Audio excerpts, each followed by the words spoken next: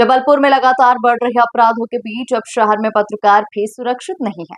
ताजा मामला हनुमानतल थाना क्षेत्र से सामने आए हैं, जहां पर अपने घर की सुरक्षा में लगाए गए कैमरे से अवैध व्यापार करने वाले लोगों को इतनी आपत्ति हुई कि उसके घर पर पहुंचकर गाली गलौज शुरू कर दी और घर से बाहर बुलाने की कोशिश हुई।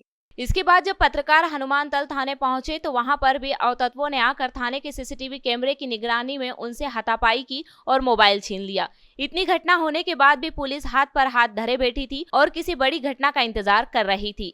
वहीं बीते शुक्रवार के दिन पत्रकार ने अपने घर के पीछे के हिस्से में सुरक्षा के नजरिए से कैमरे लगवाए थे। वहीं रात लगभग 11:30 पर उसके घर के पीछे रहने वाला विकास सोनकर घर के नीचे आकर गाली गलौज करने लगा और कैमरे हटाने की बात करने लगा।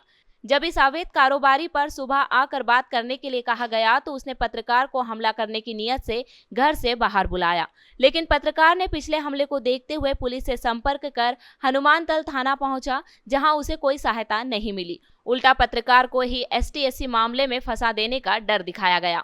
वहीं पुलिस के द्वारा इस मामले में कोई कार्यवाही नहीं किए जाने के बाद आज सोमवार को हिंदू टाइगर फोर्स के कार्यकर्ता बड़ी संख्या में हनुमानतल थाना पहुंचे और कड़ी कार्यवाही की मांग की। वहीं थाना प्रभारी धीरज राज ने इस मामले को गंभीरता से लेते हुए कार्यवाही का आश्वासन दिया है। वहीं आपको बता दें कि हनुमानतल थाना क्षेत्र में पत्रकार नील तिवारी पर बीते साल में लगभग 4 बार हमले किए गए हैं। देखिए, हम ये कहते हैं कि इस भारत के 4 स्तंभ हैं, जिसका एक प्रमुख स्तंभ है मीडिया, है ना।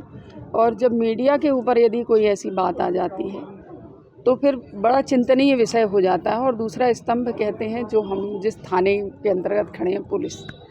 और जब यहाँ पे अगर समन्वय नहीं होता है तो फिर एक बड़ा प्रश्न खड़ा हो जाता है कि यदि जो दिन रात मेहनत कर रहे हो, जो दिन रात लगे हुए हैं हमारे देश को समृद्ध बनाने के लिए, उनकी चिंता करते हैं, भारत के जनता की चिंता करते हैं, वहीं पे कुछ असामाजिक तत्व उनको टारगेट करके, उनकी जाति को लेकर के टारगेट करना, उनके प्रोफेशन को लेकर के टारगेट करना और उनके मतलब हर तरह की गतिविधियों को टारगेट करके उनको परेशान करना और लगातार परेशान करना।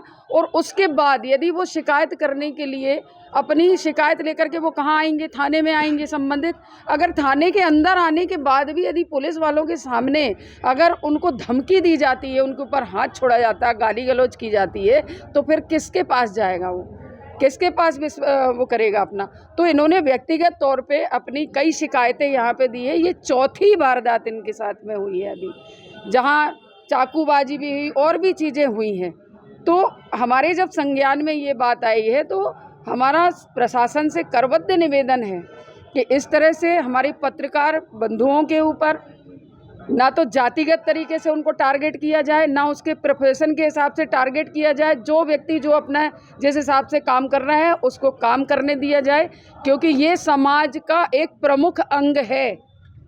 तो इसको लेकर के आज हम, यदि इसके बाद भी अगर कोई कड़ी कार्रवाई नहीं होती है, और देखिए इसके बाद भी यदि कोई कड़ी कार्रवाई नहीं होती है तो हम इस बात को कहने के लिए मजबूर हो जाएंगे कि हम जो है इसको यहीं तक शांति से नहीं बैठेंगे। ये आज का हमारा पहला कदम है, क्योंकि हमें बढ़ाने वाला भी पत्रकार मीडिया है, पत्रकार बंधु हैं हमारे, और समाज को गिराने वाला भी पत्रकार बंधु है। अगर हम उसका सहयोग नहीं करेगा, अगर समाज उसका सहयोग नहीं करेगा, तो वो किसके पास में जाएगा? ये हिंदू टाइगर फोर्स की जो प्रभारी हैं लता साध्वी जी, अध्यक्ष जो हैं, उनके नेतृत्व में एक ज्ञापन सौंपा गया है, जिसमें ये भानतलैया में जो पत्रकार बंधु हमारे रहते हैं उनके घर पे कैमरे लगे हुए हैं। तो उनका उद्देश्य आसपास की जो असामाजिक गतिविधि उन पर नज़र रखना है और उसको रोकना है। तो उनका ये कहना है कि आसपास के जो असामाजिक तत्व हैं जो उन्हें परेशान करते हैं और कैमरा भी निकलवाना चाहते हैं और इसके अलावा धमकी भी देते हैं, और इस प्रकार से उनकी सुरक्षा में प्रश्न चिन्ह उठता है। तो उन्होंने हमें एक ज्ञापन दिया है कि उनकी सुरक्षा का ख्याल रखा जाए और इस प्रकार के असामाजिक तत्वों पे लगाम कसी जाए। उनका ये भी कहना है कि थाने पे वो आए थे और थाने पे उनके साथ दुर्व्यवहार किया गया है। उस संबंध में भी हम थाने के फुटेज चेक कराएंगे और यदि उनके साथ कोई दुर्व्यवहार जैसी कोई घटना घटित हुई है तो उस पर कार्रवाई करेंगे। इनके साथ ये लगातार दूसरी या तीसरी या चौथी बार हो रहा है ये घटना। हाँ, इसकी भी शिकायत उन्होंने थाने में दी। उनने मुझे अवगत कराया है और 2 या 3 बार ऐसी घटना घटित हो चुकी है, पर मेरे सामने अभी एक बार हुई है और ये 3 दिन पहले की घटना है। तो उस पर मैं मौके पे मैं भी गया था और उसमें मैंने सामान दोनों पक्षों से चर्चा भी की थी। और पहले जो घटना घटित हुई है उस संबंध में, चूँकि मुझे यहाँ आए करीब 1.5-2 महीने ही हुए हैं, तो जानकारी नहीं, तो मैं वो भी जानकारी पता करके यदि उसमें कुछ कार्यवाही शेष है तो वो भी मैं पूरी करा लूँगा।